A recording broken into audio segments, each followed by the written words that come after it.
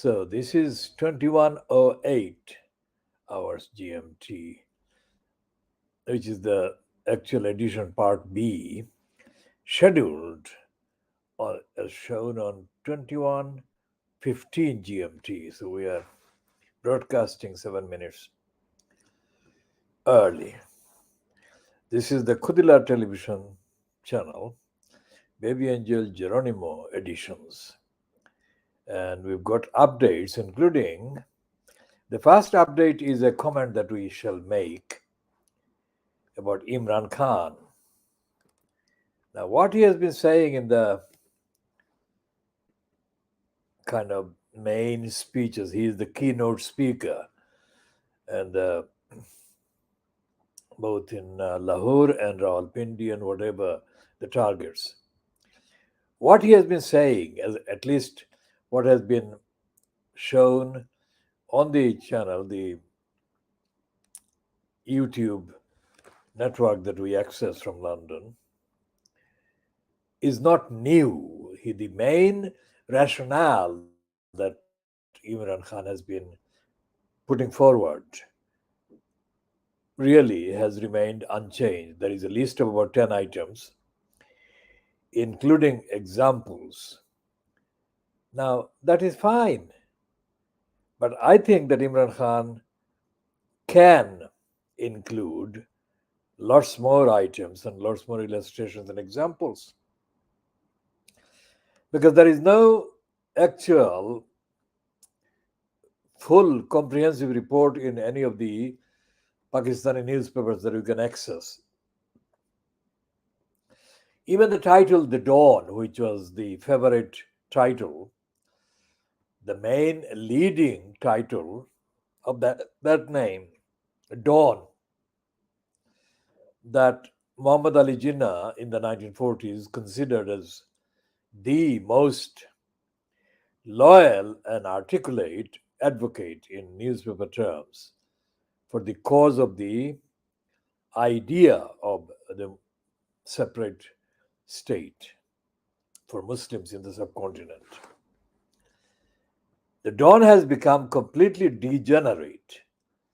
As I have said before, it has no, reading the contents of the Dawn newspaper today, it would not appear that it was anything to do with the very serious role that the Dawn newspaper played and gave such confidence and such consistent confidence and commentary to Muhammad Ali Jinnah. Of all the newspaper titles in the subcontinent, the Dawn was the only one. And I take particular interest in the fact that the leading editor of that title that M.A. Jinnah chose was a man from Maulvi Bazaar in Silot, Altaf Hussain. Now, Altaf Hussain is a student of the Murari Chand College in Silot. And we are proud of the Murari Chand College and its products like Altaf Hussain. And there is no relevance to what Altaf Hussain contributed to the craft of political journalism in the 1940s and later. And there is no recognition of the role played by the Dawn newspaper in giving such much needed, badly needed confidence and support structure for Muhammad Ali Jinnah, and is leading the campaign for the creation of the state, Pakistan ka matlab kya. And what Imran Khan can do is to talk about the media. Not that, he hasn't talked about the media. He has talked about the media, but in a incomplete way. Imran Khan has to talk about the media in Pakistan, of course, which is, as compared to the media in India, is much, much poorer in terms of the contents, in terms of the variety, and in terms of the kind of courage and independence, etc. That doesn't mean that the Indian ones are completely courageous. The shameless role played by R.K. Karanjia, who sucked up to Indira Gandhi, Indira Nehru, beyond condemnation. That is not probably seen as often today. Karanjia is dead now, and but the line, the narrative remains more or less the same, sucking up to the regime that is in power in India. Although we don't have access to all the languages, all the titles published in all the main languages in India, it is reasonably accurate to say that the Times of India, the Hindu, despite the name Hindu, it is not a fanatical Hindu nationalist newspaper. But that doesn't mean that it is telling the truth about the Hindutva fanatics. Times of India, the Hindu,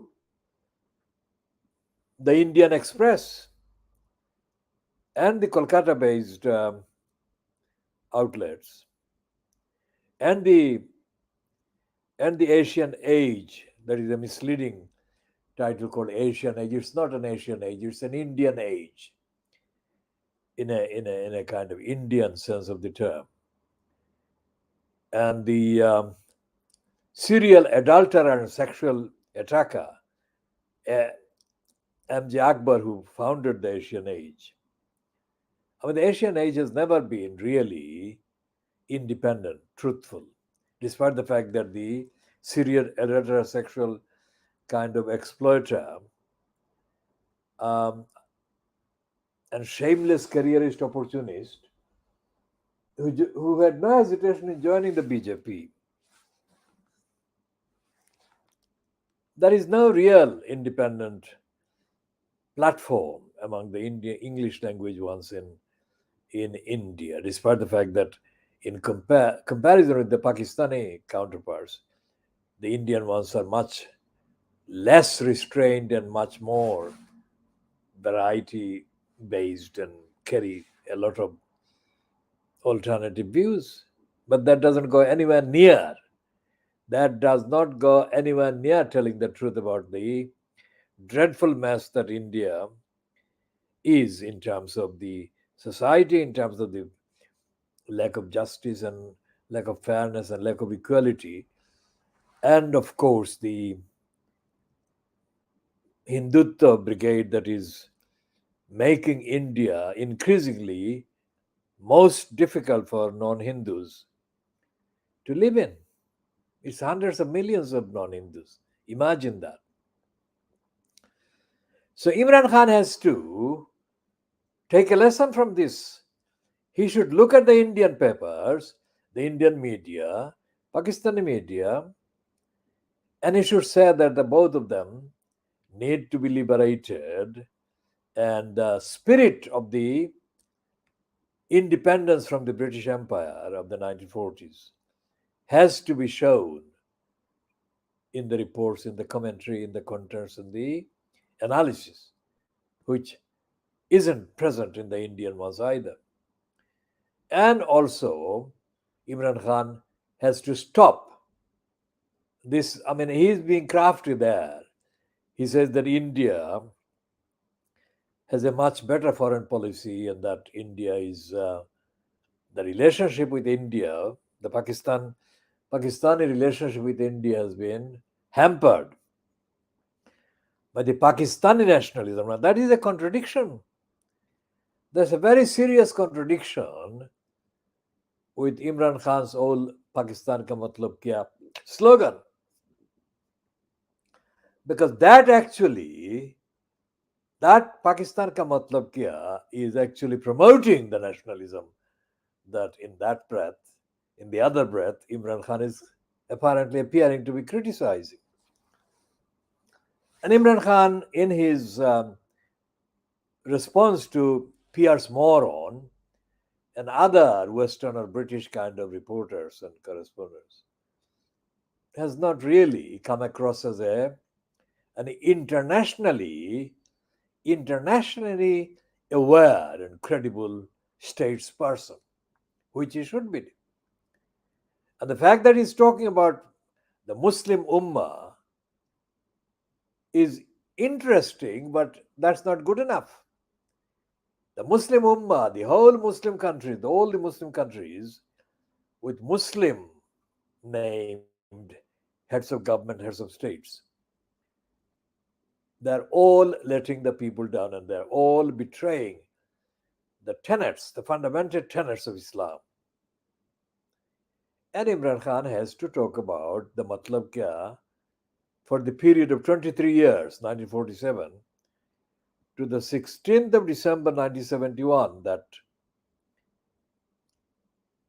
saw the continuation of East Pakistan. And East Pakistan suddenly disappeared. Imran Khan cannot leave those 23 years as unaddressed. He must address them.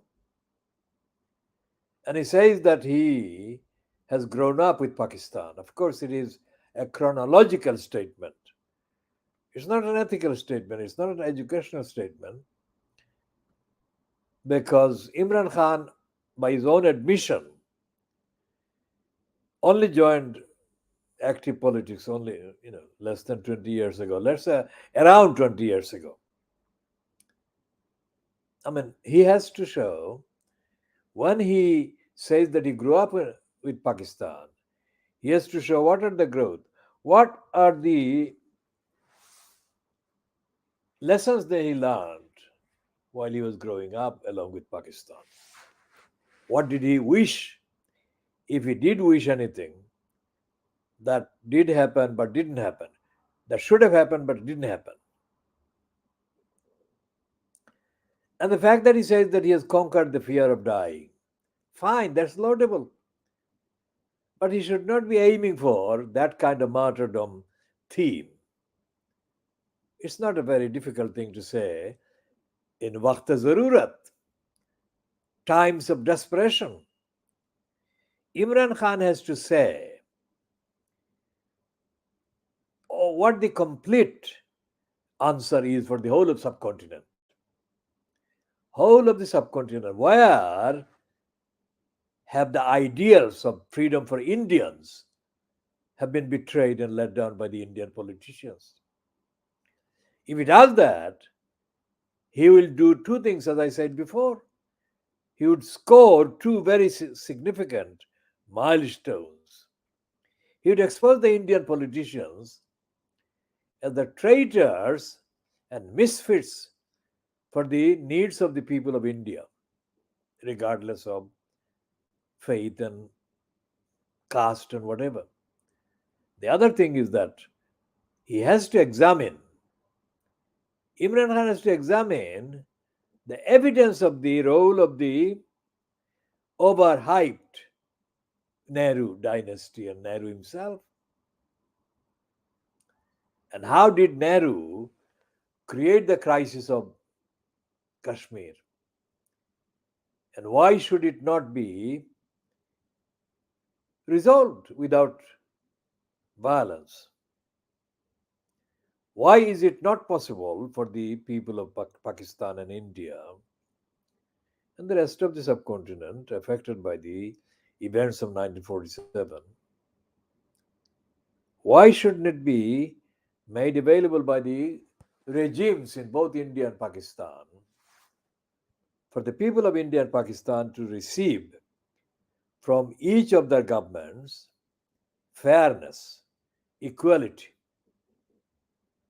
Fairness and equality without any condition, without a need to struggle for these, and equal access to justice. These are the things, these are some of the things that I'm suggesting Imran Khan must address. It will add variety, it would add novelty, and it would add creativity.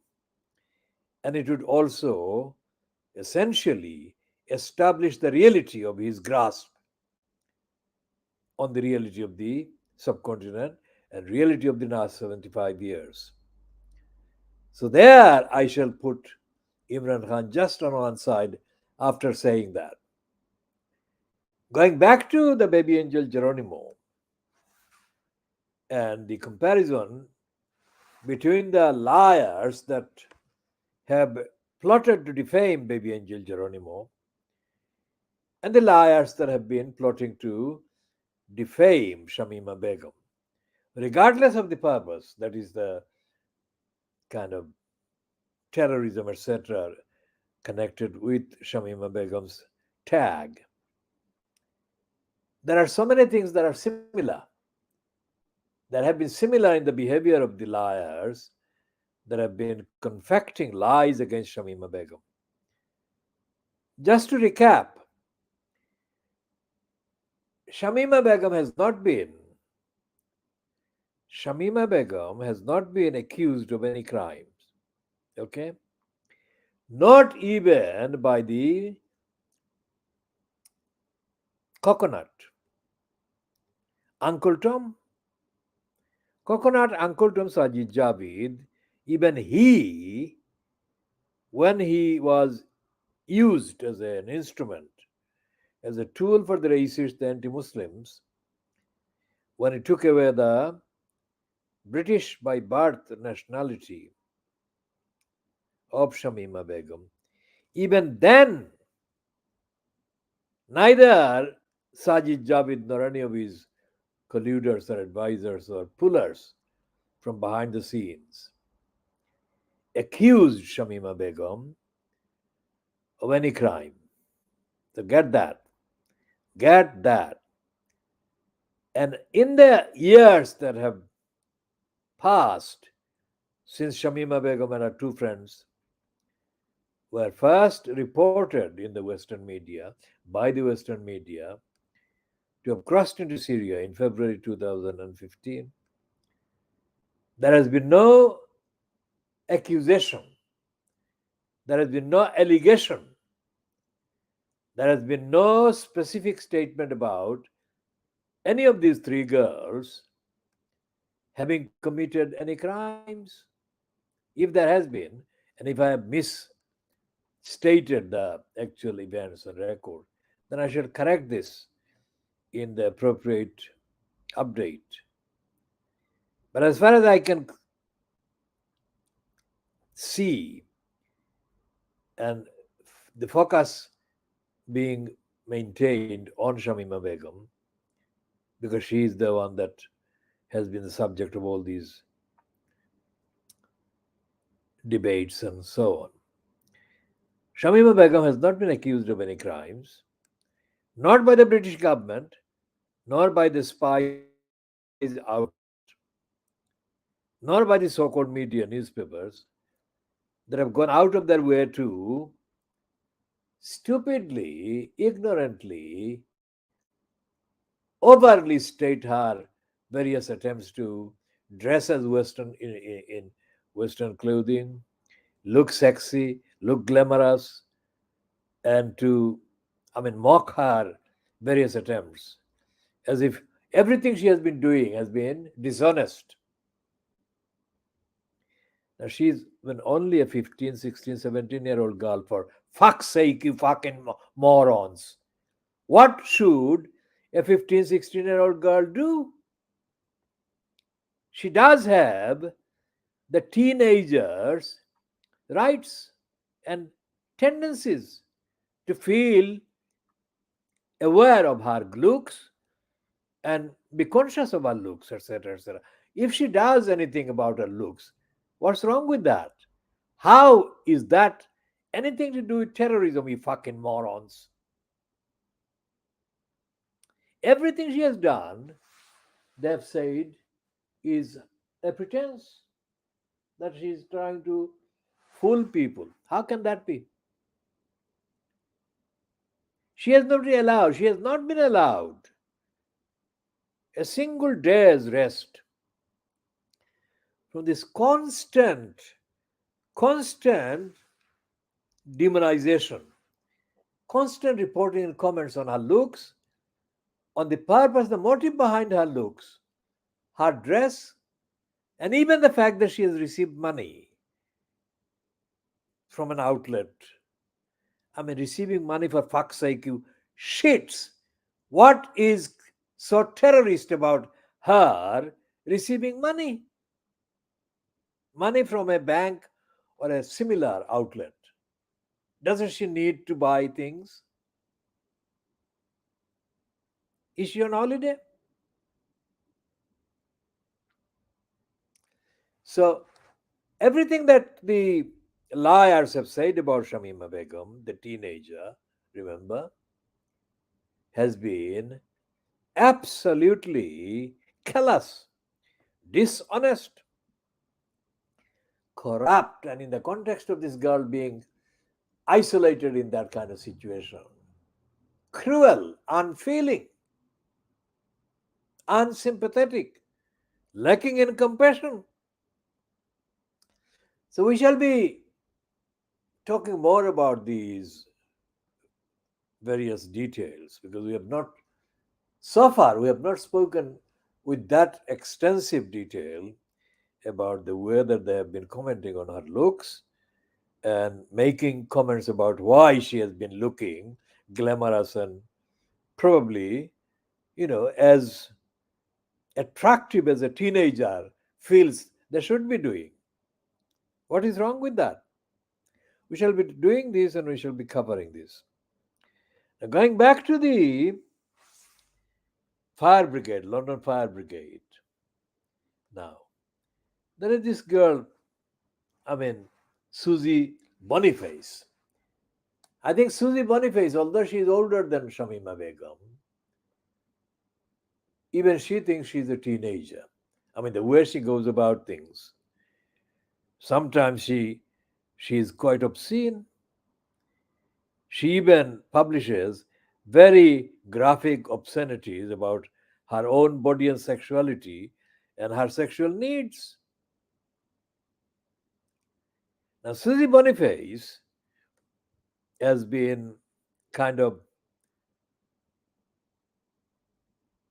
using the brand Fleet Street as a kind of promotion. And she calls herself Fleet Street Fox, and that has become, for a period, the reason for a mystery, etc., mythology, etc. But when she has been outed and has herself outed as being Susie Boniface, and she has been given platform on the Sky News and sometimes the BBC News doing the review of the papers,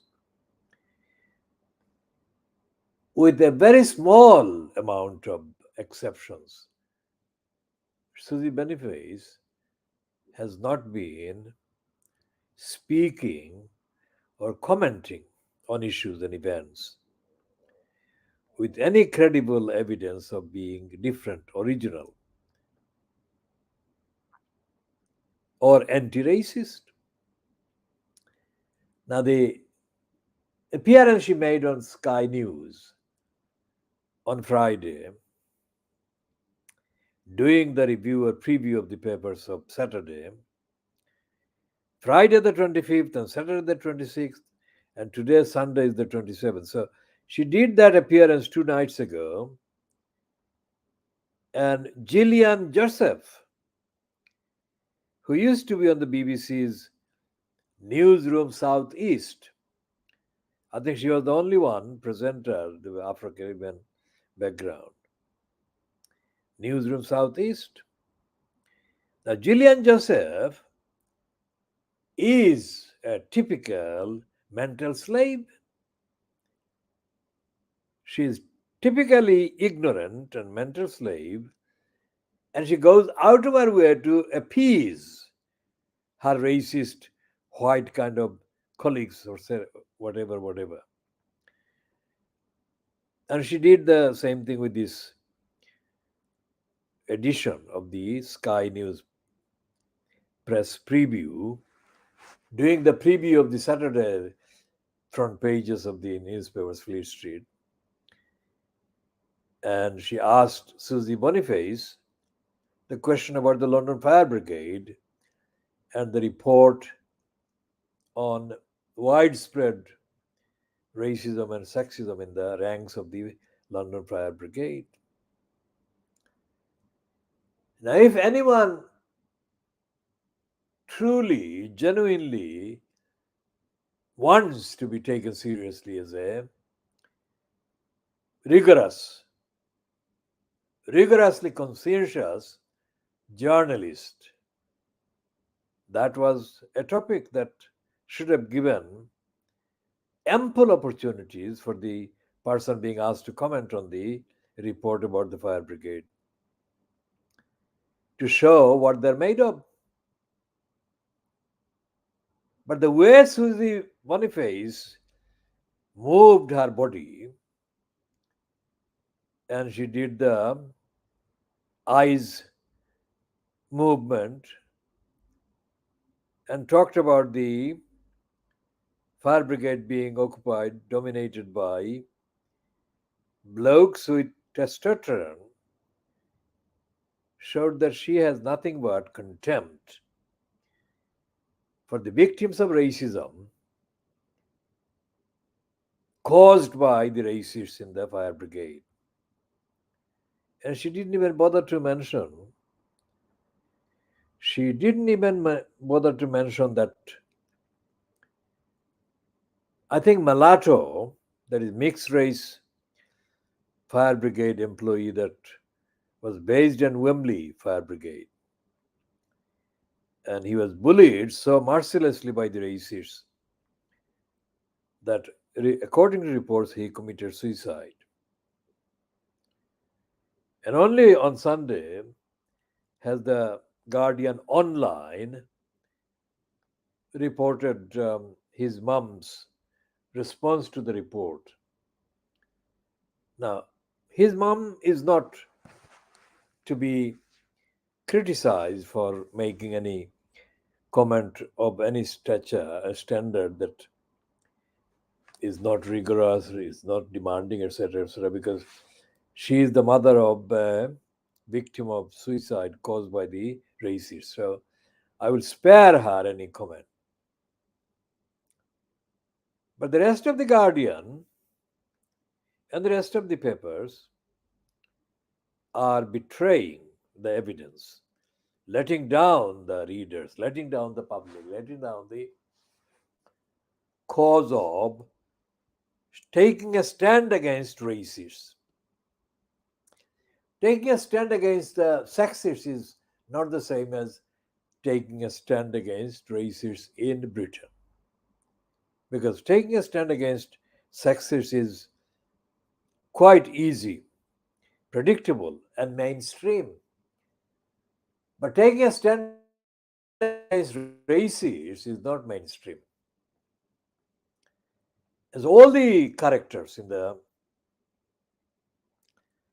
so-called mainstream that appear to be given platforms, all the characters from the African background or African Caribbean background or Asian backgrounds, they are not, none of them, not a single one of them, not a single one of them at any level, at any stage, comes anywhere near even 5%, comes anywhere near facing, recognizing, let alone exposing even 5% of the racism that dominates this society. And this criminal, opportunist, shameless boy, Amal Rajan, is a disgrace. He is a crook. He is a dodgy character whose dodginess in time will be exposed as being worse than Martin Bashir's dodginess. Amal Rajan is a shit, complete, utter shit. Now, he is co-appearer, co-presenter of the BBC Radio 4 Today slot, Michelle Hussein. Now, Michelle Hussein, by objective aesthetics, can be said to be a very attractive physical entity. And I think that is the reason why she has been given so many major slots by the BBC, despite the fact that she is of Muslim origin.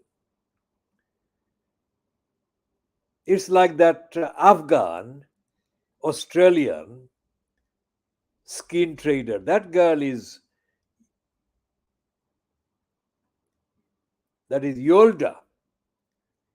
That girl trades on her sexy skin combination. And she's given really major scoops, platforms. Michelle Hussein is like that.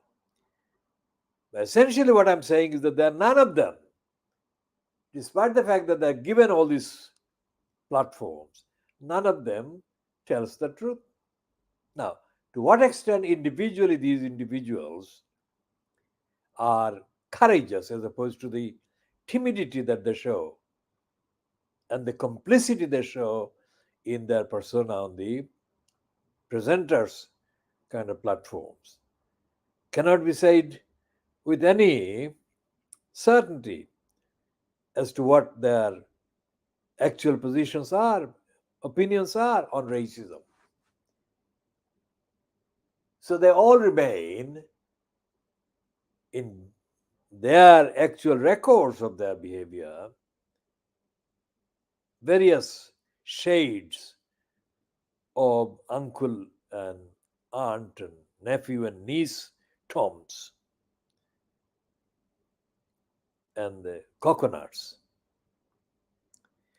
Thus, it is impossible to see that this report by Nazir Afzal or this report by the committee chaired by Nazir Afzal is going to make any difference. In that, racism is not going to be eliminated from the London Fire Brigade. And the statement attributed to the sort of boss of the London Fire Brigade now, that he will sack the racists and sexists, is the biggest joke and an insult. The guy himself is a racist. Why did it need Nazir Afzal and the committee to tell how racist and sexist the London Fire Brigade is and has been? I mean, this guy was surely fast asleep all the time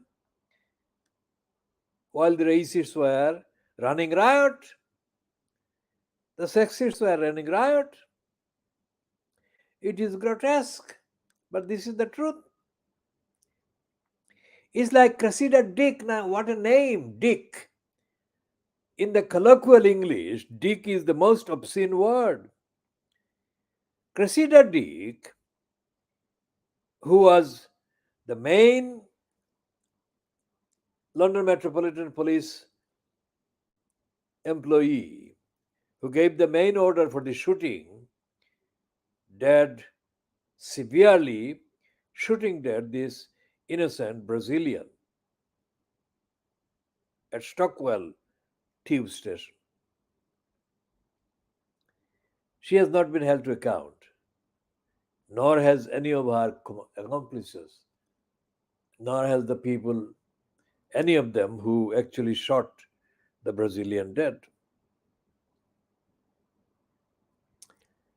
That episode of the innocent Brazilian being murdered in broad daylight on the tube, the offshoots, the various fallouts from that murder, daylight murder, was grabbed hold of by every single opportunist criminal doing business as a licensed law trader. Michael Mansfield was one of them. But Mansfield is notorious for pocketing huge sums of money for various public issue kind of commissions, this, that, and the other. And nothing happened. Nothing happened to Cressida Dick except that she was put on a fast lane of promotions within the London Metropolitan Police for her role in murdering this innocent Brazilian. So when she became eventually appointed the commissioner, what did she deliver? She didn't deliver public safety. She didn't deliver accountability by the police to the public. And when Sarah Everard was kidnapped, raped, murdered, and her body being burned by the serving, notice this word serving, within quotation mark, Metropolitan Policeman Wayne Cousins. What did Cressida Dick say about this? Nothing. Those peaceful women who tried to stage a peaceful vigil in honor of Sarah Everard were targeted by the Metropolitan Police, who made an example of Patsy Stevenson, the main person whose photograph was all over the world's press, because she was held on the ground by male Metropolitan Police and she was being shown as being physically being attacked and violated. Did Cressida Dick apologize? No. Was Patsy Stevenson a woman? Yes. Was Sarah Everard a woman? Yes. Was Cressida Dick a woman? Yes. So, what was the quality, if any, that Cressida Dick, as the Commissioner of the Metropolitan Police, brought to the table about this unprecedented, unprecedented cruelty and criminality by a policeman, made worse by the unprecedented attacks on the peaceful women?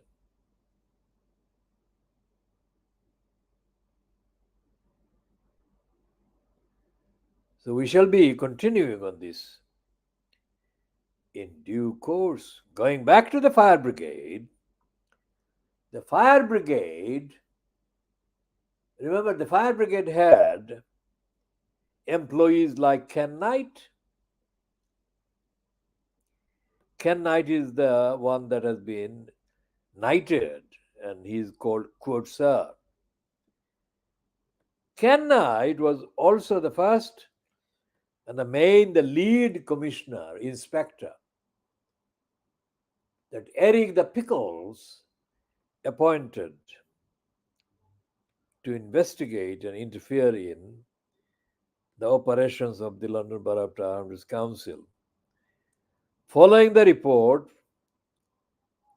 into Tower Hamlets Council's financial irregularities compiled by the Price Waterhouse and Cooper, who were commissioned by the then Communities Cabinet Minister Secretary Eric the Pickles. Now, in my direct contacts with Ken Knight, strictly speaking about the behavior of Tower Hamlets Council, based on all the evidence of Tower Hamlets Council criminality, negligence, and other things, not at all anything to do with Eric Pickles or Pickles' stance against Luther Roman. My contacts with Ken Knight and his sidekick or second in command, let's say, Mark Kolla, produced nothing but lies by Ken Knight and Kolla.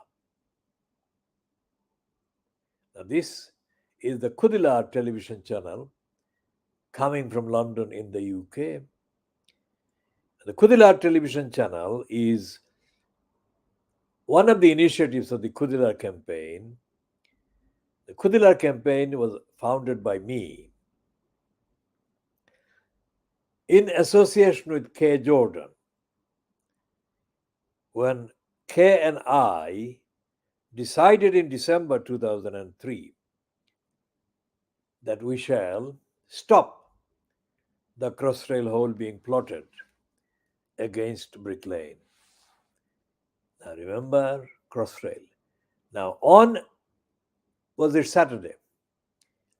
On Saturday, the 26th of November 2022, I traveled for the first time on the Elizabeth line, as it is grotesquely misnamed by the shaitan Boris Johnson. And in the distance between Stratford and Whitechapel, that particular train stopped 3 times,